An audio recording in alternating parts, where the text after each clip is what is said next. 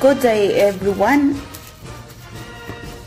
This is Leah Bularon here in Dubai, United Arab Emirates.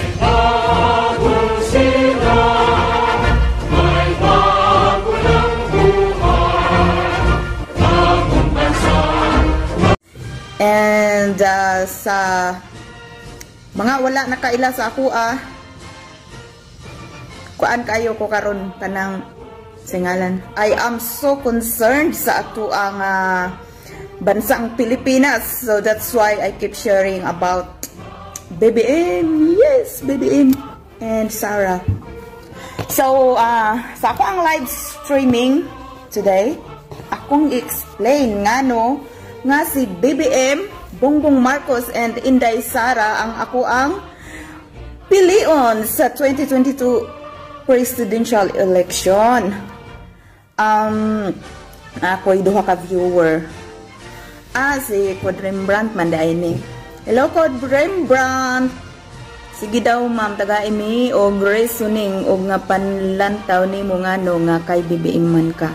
Okay, mabot rata diha karon. Shout out sa three viewers. Anyway,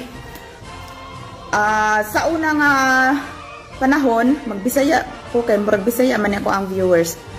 Sa unang panahon guys, noon hindi ako interesado sa politika. Pero my parents involved sila sa politika sa una during my childhood days and my high school days. My father, Hipolito Bolaron Sr., he was a former barangay secretary sa among previous sa among former barangay captain sa Situbo, si Kuan, namatay naman siya si Kapitan Mario Samuren. My father was his barangay secretary for many years, more than 10 years, since grade 1 pa ko hangtod nga nag high school ko, barangay secretary ang ako ang papa. So after that na nilansar siya pagka barangay captain and he won.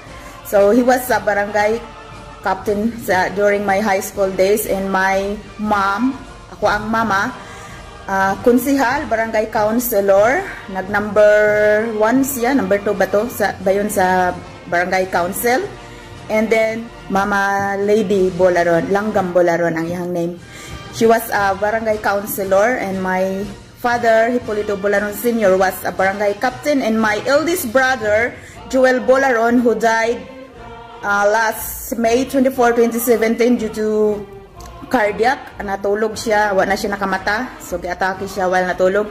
He was a barangay Iski chairman during my high school days, way back 1997 or 96. Yes, so that's why na ako'y mga ideya sa politika, char. So, ani manggod ni.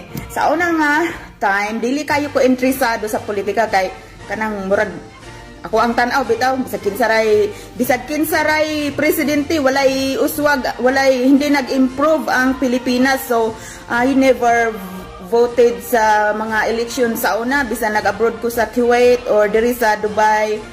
Wala ko ni vote, nag-vote lang ko balik sa election etong ni dagan si Tatay Duterte 2016. Ayhan ako ni vote, and karon mo vote na sad ko, of course, BBM and Sara tayo. Ngano? Karon ngano nga si BBM ako ang pilion guys, because sa tanan nga nag file og COC sa presidential election sa 2022, only BBM ang pinaka-qualified. Ngano? Kay ang mga Marcos, ang dami nilang nagawa sa bansa natin. Kahit may martial law noon, ang dami nilang nagawa. Daghan kay silang mga proyekto nga nahimo sa bansang Pilipinas. And kanang mga issue nila kanang mga magnanakaw, kisyo magnanakaw daw, kisyo diktador daw, kay kuan ko gi martial law, bla bla bla. Pero hindi ba nila naisip nga kung hindi nag-martial law si President Marcos noon, komunista na ang Pilipinas. Komunista na ta, mura na ta og North Korea nga komunista ang nasod. So ang declare ni former President Ferdinand E. Marcos sa martial law noon na save ang Pilipinas nga dili mahimong komunista ang atuang nasod. And because of that, kining mga oligarch ng mga akin, mga dilawan, nagkuan sila og kining mga group nga ng mga NPA para ibatok sa ato ang President Ferdinand Marcos para makigbatok sa gobyerno. So hangtod nag-create sila og EDSA Revolution. So mauto nga kuan jud nila nga matanggal si Marcos kay ngano man they are so hungry na makalingkod sa posisyon sa Malacanang. So they did all their best nga ibagsak si former President Ferdinand Marcos and they succeed.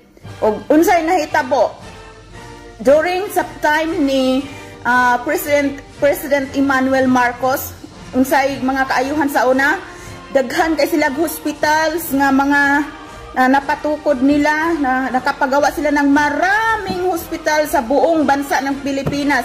Nakapagawa sila ng mga kidney center, heart center, lung center, ug unsa pa diha nga mga dagko nga mga hospitals nga dako kay katabang sa bansang Pilipinas. Ug unsa pa ang kanang Meralco, Maynila Water, kinsa sa gobyerno na sa una. Unsa pa ang Philippine Airlines sa gobyerno na sa una. Ug unsay nahitabo ang Petron sa gobyerno, unsay nahitabo pagbagsak ni President Ferdinand Marcos, unsay nahitabo gipang baligya bininta ng mga Aquino ang mga pag-ari ng gobyerno nga doon sa mga private sector. At anong nangyari? Tumaas lahat. Tumaas ang bilihin, tumaas ang kuryente, tumaas ang tubig, lahat tumaas. At nag-umpisang bumagsak ang ekonomiya ng bansang Pilipinas. Naabutan ko pa yan noon nung bata pa ako, hindi pa nga ako nag-grade 1. Kasi late na ako nag-grade 1 noon Kasi kuan ako yungit, yungit sabay Tagalog aning yungit kanang dili ko maka-pronounce og letter R. Ang ako ang R ma-pronounce ako was L R L like that. So nahiya ko mag-aral ng grade 1 ng mga 6 years old or 7. Na grade 1 ko 8 years old na ko kay maka-pronounce na ko letter R. So na anang mga time naabutan pa jud nako tong daghan kay mga supply nga every month yun na ang supply nga gikan sa project to ni Marcos. Pero murag kuan na to gipadayon ra to siya kay natanggal na to siya pagka president, pero murag napadayon pa to pila ka bulan or years ang iyang project nga mga libreng pakain sa mga mahihirap, mga ganon-ganon, bla bla bla. Tapos ang mura-mura nang mga bilihin noon, ingon jud ako ang mama, barato kayo ang mga palaliton sa una. Kanang mahirap, kahit hindi ka mayaman, pero hindi ka mahirap na tulad ngayon ang daming mahihirap sa Pinas. Hindi ka mayaman noon, pero hindi ka rin naman hirap sa pagkain kasi mura ang lahat ng bilihin. Nung pumasok ang mga dilawan, anong nangyari? Pinagbibinta, mga pag-ari ng gobyerno sa private sector. Tapos yung ibang mga pag-aari ng gobyerno, pinalitan pa nila ng pangalan tulad halimbawa ng NAIA na Ninoy Aquino International Airport. Diba dati ano yan, Manila International Airport. Anong nangyari? Naging Ninoy Aquino kay gusto nila nga mahimo silang famous sa Pilipinas. So it's very sad nga ang tao nga dako kayo og nahimo sa bansang Pilipinas mo'y gibatikos og maayo hangtod karon tungod sa mga bias news and fake news nga gipakalat sa mga dilawan unsay ilang gibuhat. Diba gi-control nila ang mga mainstream media, ang tanan nga mga local television ilaha na tanan. So kita sa unang panahon wala pa may social media unya, labi na especially sa mo kay bukid man mi maminaw ra mi sige sa radyo unya sige kuan ana nga ang hero, ang Aquino, ang hero, ang Marcos, bla bla bla, mga dautan, bla bla. So, during my elementary days, og high school days, naagin na siya sa history, gisulat gihimuan sa mga yellow tard, pink naman gud sila ron, yellow pink na lang, og libro. Gumawa sila ng libro at nilagay doon sa libro na tinuturo sa buong bansang Pilipinas, tinuro ng mga teachers sa mga students nila. Anong sinulat nila sa libro? Masama ang mga Marcos at ang mga Aquino ay heroes daw, mga hero kumbaga, na mga fake hero naman. Tapos kaya sa tanan nga mga nag-eskwela, mga estudyante, nakabutang sa isip nila nga masama talaga ang Marcos kasi nasa history, nasa libro tinuturo ng mga teachers kasi hawak nila noon, hawak nila lahat mga media, so permi na lang sila nagpakalat nga mauna. So ang mga tao gitamniman nila ang isip ng mga tao na masama ang Marcos at sila ang hero. Kaya maraming galit kay Marcos. Pero ngayon, wala na, hindi na. Wala na mo tuo sa ilaha. Wala nang maniwala sa kanila kasi may social media na, kahit nakikita naman natin lahat ngayon, lahat ng mainstream media ngayon, lahat ABS-CBN, GMA, Philippine Inquirer, Philippine.net, Manila Times, Rappler number 1 ka, bias, and unsa pa, tanan nga halos tanan nga mainstream media karon hawak gihapon sa ilaha og pirmi nagpakalat og mga fake news, mga bias news about Marcos kay gusto nilang ipabagsak. Unya kay dili naman na mag-work karon kay ang mga tao karon di naman motuo sa ilaha, buong Pilipinas at dito kahit dito sa abroad. Wala nang maniwala sa kanila, halos lahat 90% ng mga OFW sa buong bansa, 95% Marcos. So kanang ilahang mga fake news, wala na may maniwala sa ilaha. So anong ginawa nila?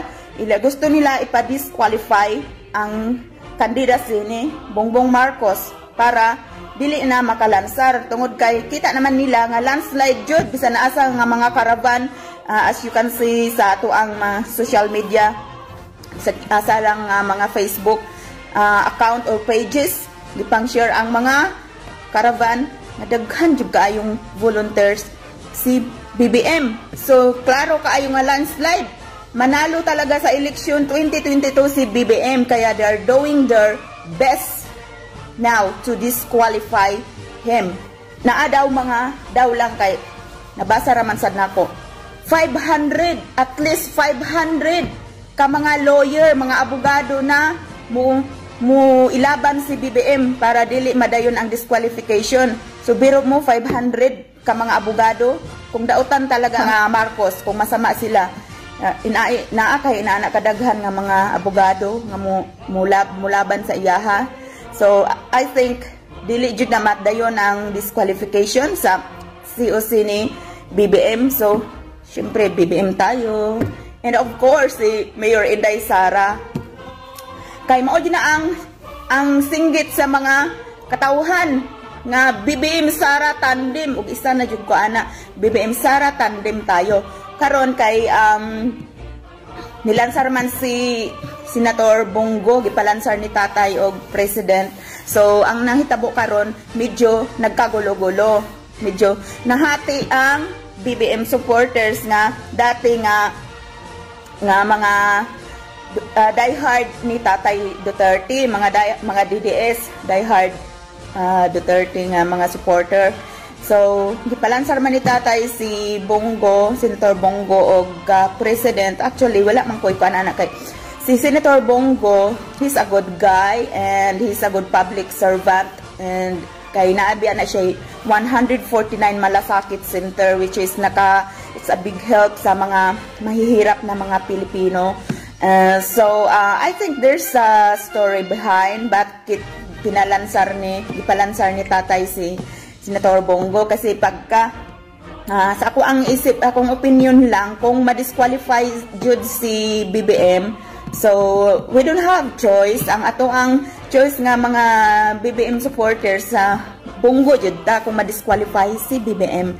Pero pag dili, syempre BBM tayo. Tsaka okay naman na, okay lang naman kung nag-president si Senator Bongo kay naaman jud mga diehard supporter ni Tatay Duterte nga dili jud ganahan kay BBM. So naaman tay choice, freedom of choice tanan kung kinsa nga to ang gusto iboto. So kung dili jud sila ganahan ni BBM pero inday sa ara sila sa vice president. So kung wala sila choice, mas okay hinoon nga maadto kang Senator Bongo ang ilahang boto pagka president kaysa maadto kay yellow pink. Kabalo na mo sa yellow pink. So okay ra na, dili ra na kay ang ako napansin karon no, nag-away-away na ang mga BBM supporters ug Duterte supporters, nag-away-away na sila kay naapoy ugali aning ubang mga Duterte supporters nga palaaway. Ilang awayon ning mga BBM supporters kay gusto nila si Bongo ang himuong ang botohan sa pagka-president. Ay dili na lang ta mag-away-away kay kuan pareho ra ta og kanang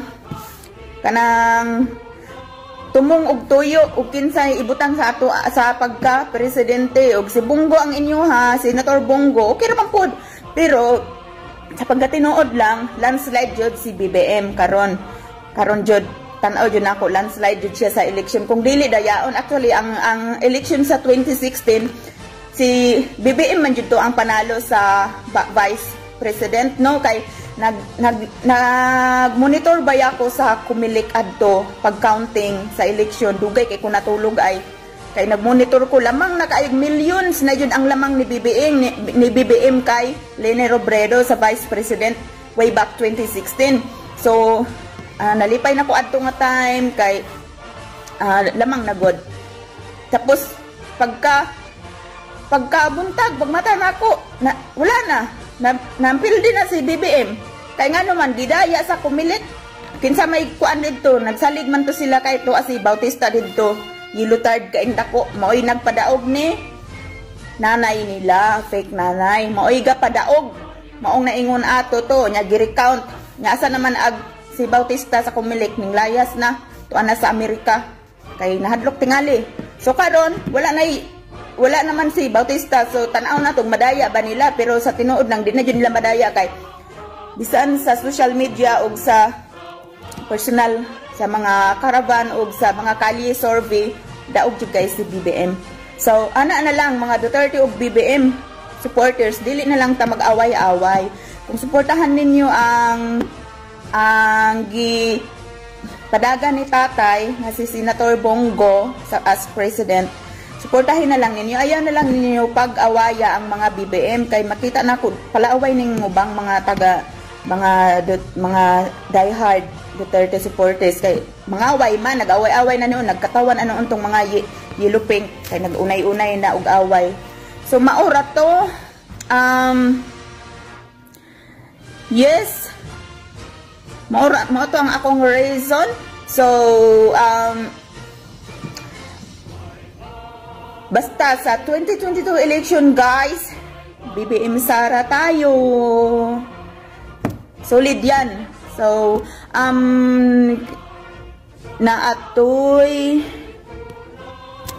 pambasahon sa nako ning naay nag-comment diring ginagmay. Blester Dawn Mantaw is watching. Umanway GSM is watching. Forever love. Yes. Forever love, forevermore. Gara pangalan oy. Day musa ka diha day Abu Dhabi. BBM Sara tayo day ha. Ingna imo ang mga friends diha. Ayan pa shout out. Yes, shout out forevermore. And kinsapat ni we have here wala man ko. Mawala Jolito Establiado. Jolito Saknanas, my cousin. Tinuod jud ayaan ako BBM jud ko. Yes, Pastor Rodney Rims also is watching. Pastor Rodney Rims, owner sa Internet Home Radio. And we have from Brother Rim, ako nang kauban nga admin sa Adventistang Bisaya, si Code Rembrandt Aguilar Ligara. Very accurate code, tinuod kaayo na tanan may follow-up question. Mawala man ko inig-scroll. Asa naman to?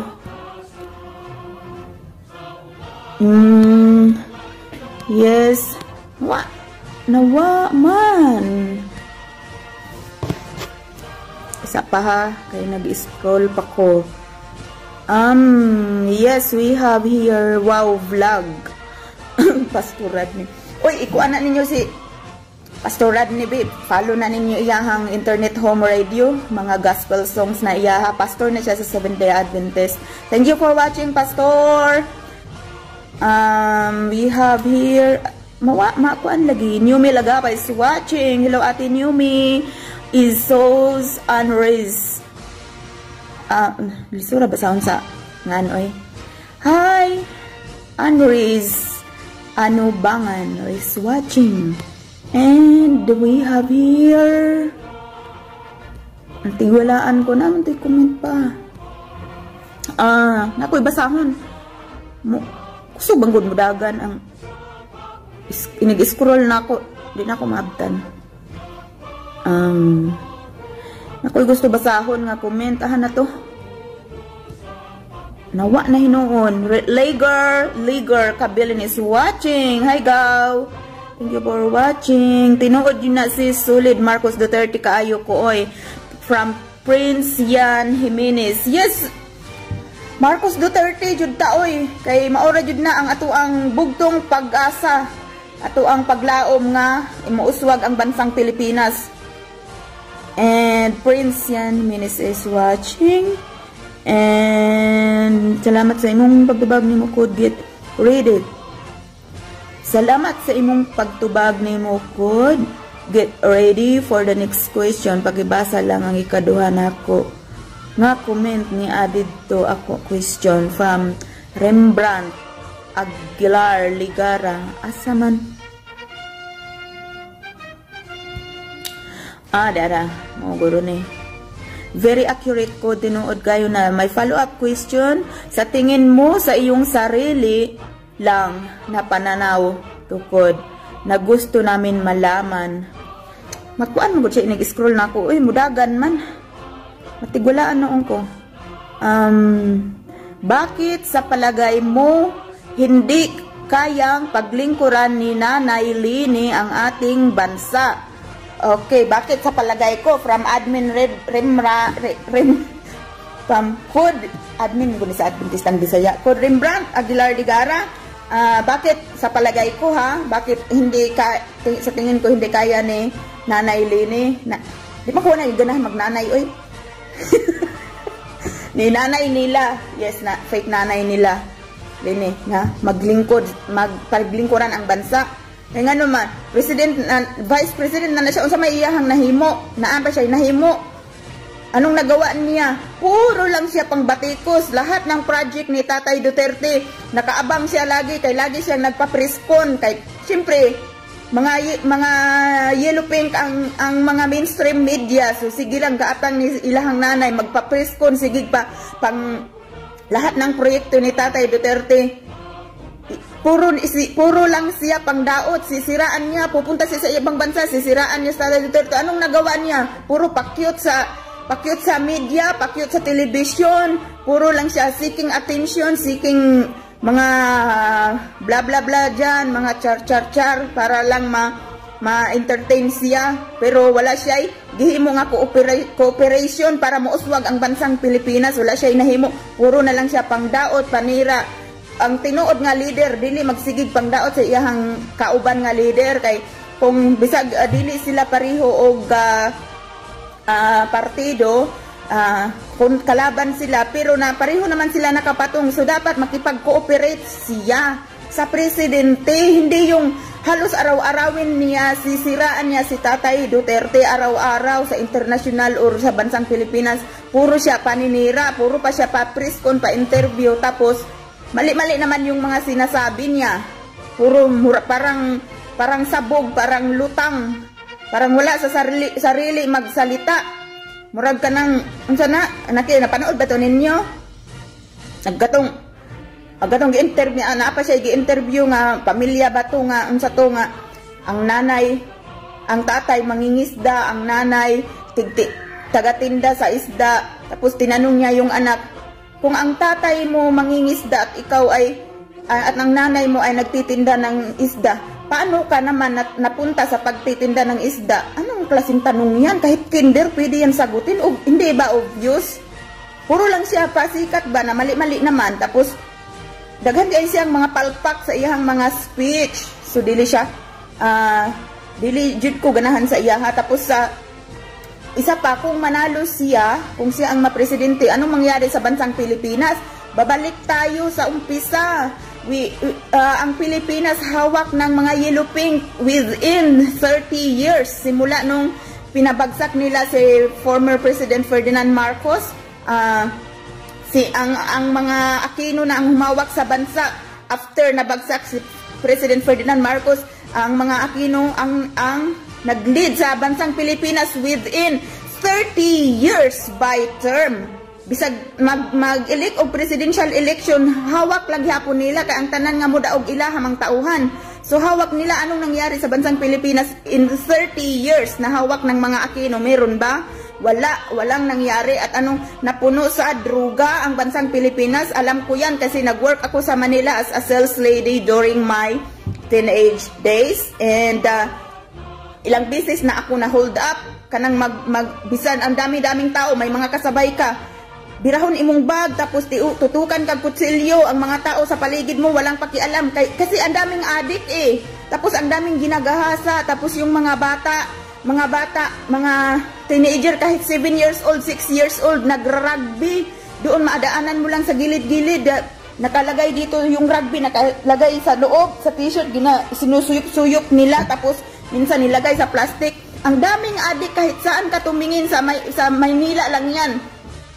Puro adik, halos mga tao, lalo na sa mga squatter area, ang daming adik.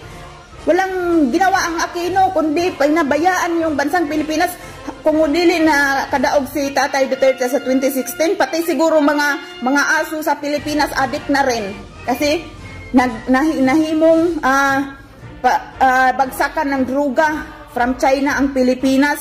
So puro na ang daming adik, mga rapist, mga unsa-unsa pa din ha. So dako kay natabang si Tatay Duterte nga na although wala man jud na nahurot ang tanan nga mga pusher and drug user and drug pusher karon kay naaman gihapon supplier, kay naaman gihapon nga mga kauban ng mga yellow pink nga nagprotect ana nila. So at least ang daming mga laboratory sa mga drugs na at na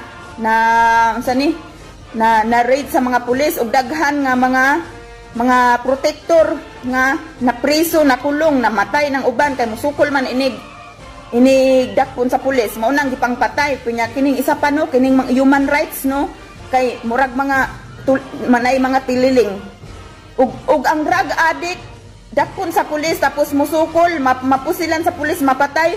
Ang ingay ng human rights, issue daw, asaan ang anong hustisya, bla bla bla. Pero anong nangyari pag may mga babae, mga bata, mga sanggol na ginagahasa ng mga rapist na walang hiya na mga rapist na yan, ginagahasa, pinapatay. Naalala nyo yung meron pang binalatan ang mukha ng 16 years old na ni-rape tapos binalatan ang mukha.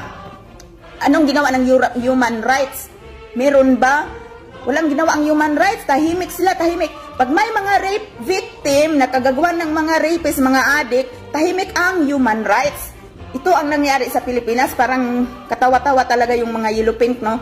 Pag ang rapist napatay o ang mga drug pusher, drug user napatay ng mga pulis kasi lumaban during sa raid, ang ingay-ingay ng human rights kasi hanapan nila ng hustisya daw. Pero pag ang mga real victim, mga rape victims, mga gipang murder sa mga adik, tahimik sila.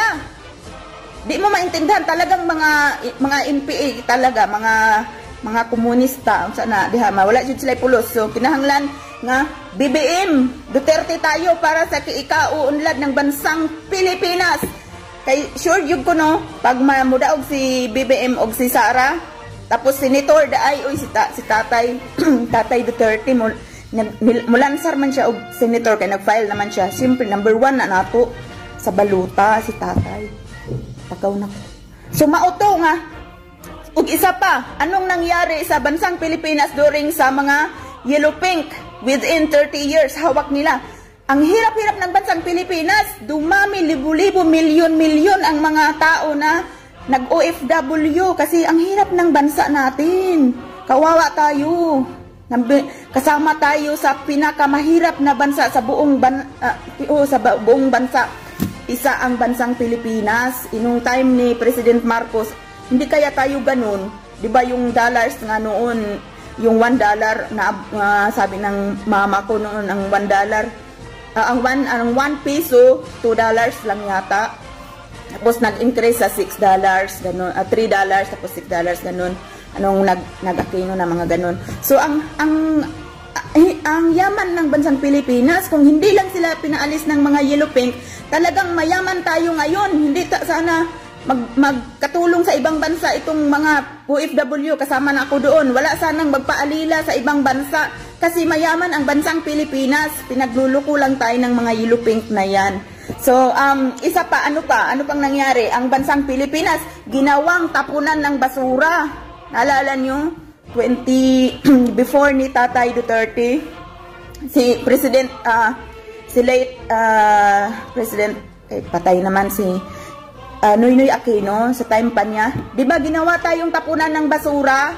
Yung basura from Canada, that 50 toneladang basura, pinadala sa Pilipinas, tinapon sa Pilipinas na apat nakalusot yun dahil sa mga kurap na nasa custom, diba?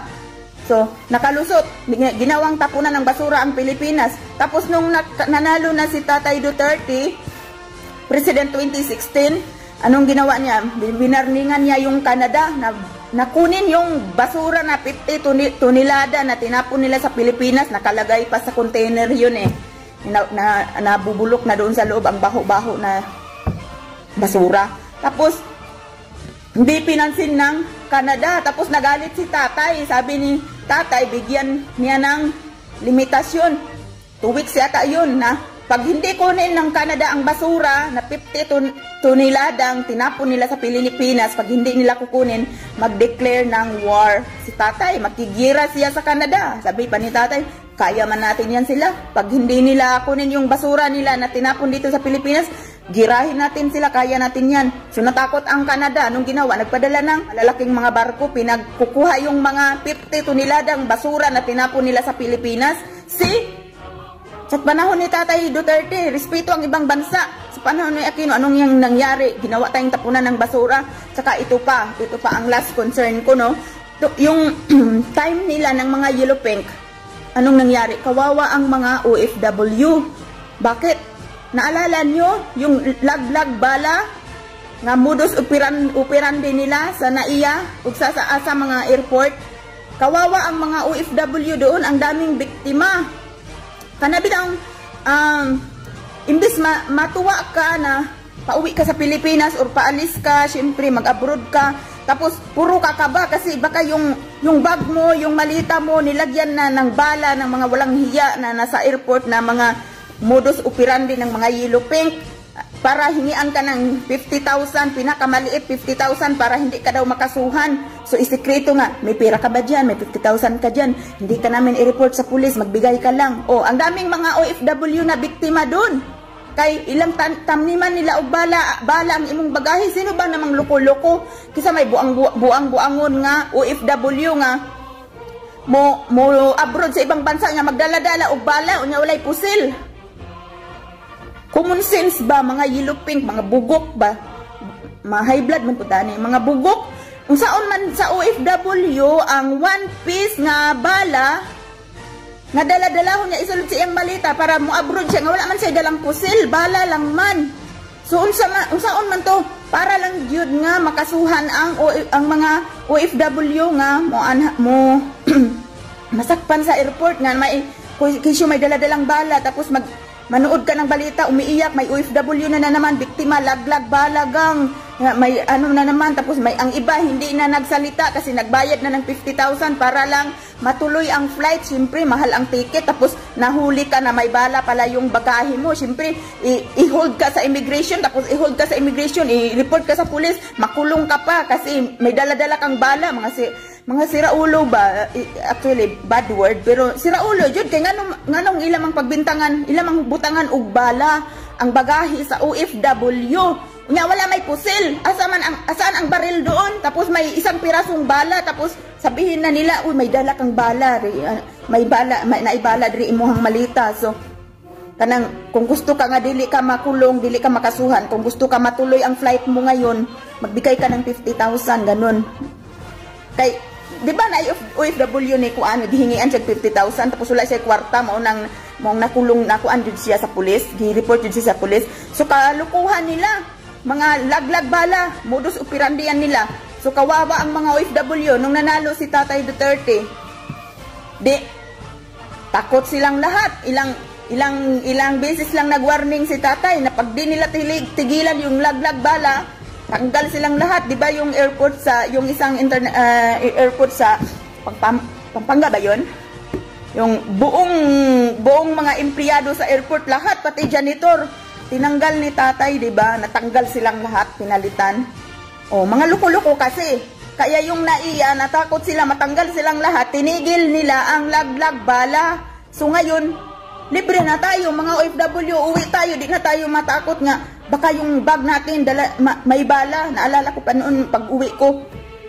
Ay, nagbayad jud ko og mga 500 piso diha sa Pinas para jud balutin nila ang bag ko. Balutin ng, alam mo yung plastic na anong tawag doon? Plastic na pangbalot sa bag. Yun, ilang beses, ilang rolyo yun. Pinabalot ko ang mga malita ko. 3 malita ko yun. Magkano? 30 dirhams kada malita.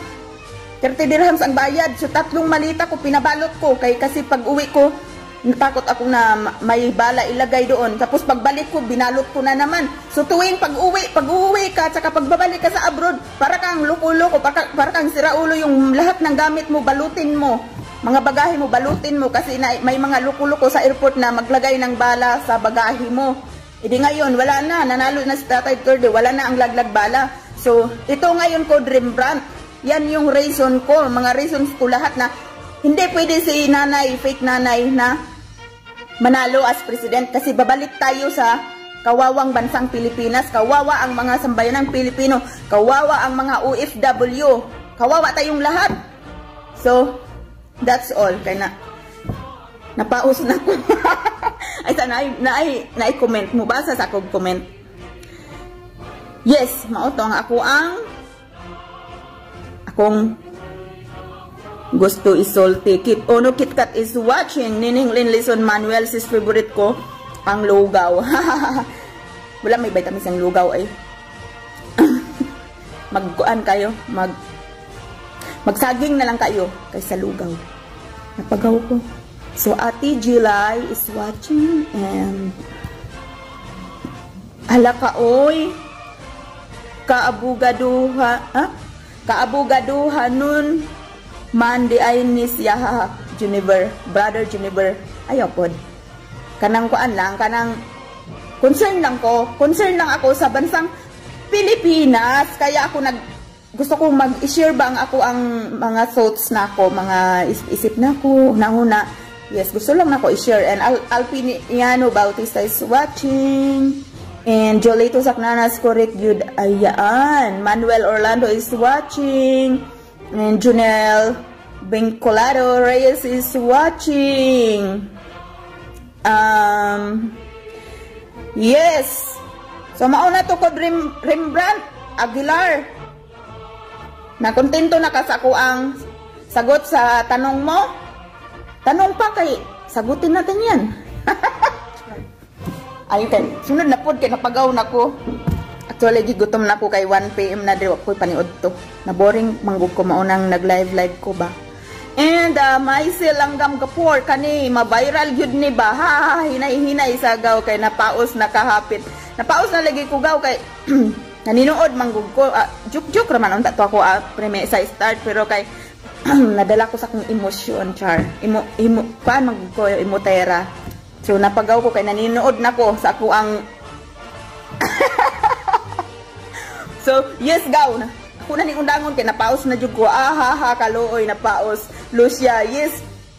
Sis Nali, napaos ko, oy. Kay naninood ko, kay usaon na. Nangutana man gud ni Rembrandt ug ngano kuno unsay akong nahuna nganong dili qualified si nanay daw mahimong presidente. So naniniud sad ko og tubag. Char.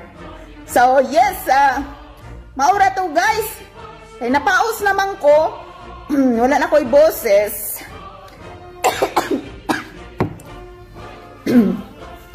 Ato na ning undangon kay natukan ako. So Dorothy Teroso is watching. Thank you for watching. Thank you guys for watching.